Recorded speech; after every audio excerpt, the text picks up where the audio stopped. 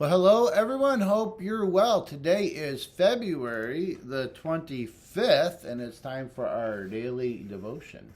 The passage is Ezekiel 6:9. How I have been grieved by their adulterous hearts, which have turned away from me. That's kind of God speaking. The conversations about the emotions of God are tricky things. Here we go. If God is love, as his word declares, then he experiences grief. That's because it's impossible to love in a broken world without some kind of heartache being involved in the process. In a perfect environment where love is never violated or rejected, grief doesn't come with the territory. Among fallen human beings, it's inevitable. And God has chosen to love fallen human beings.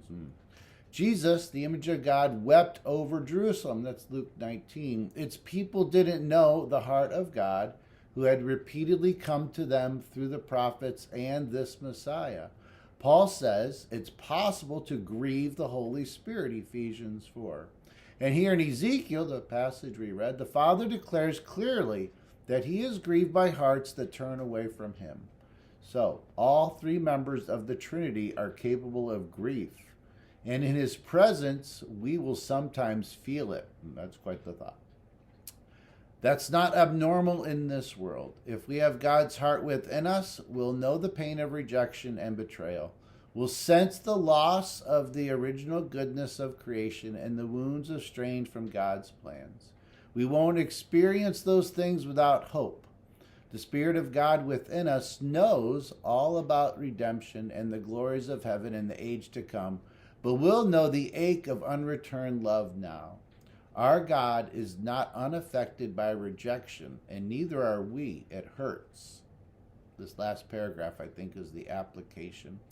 When you experience grief, let it serve as a glimpse into God's heart. Say to him, "Oh, so this is how you feel when I reject you." Let it be a bonding moment between you and your loving Father. Know that those who mourn will be comforted, and all grief will be wiped away. So the prayer, Father, grief is hard. How does it feel in an infinite heart? Let me start over. Father, grief is hard. How does it feel in an infinite heart? I couldn't handle that. I'm sorry for the pain you feel. May you never have cause to grieve over me. And may your grief, our grief over others, bind us together and draw them to you. I like that last part. May you never have cause to grieve over me, but this last part. And may your grief, our grief over others, bind us together and draw them to you. All right. Thanks again. Take care. God bless. Have a great day.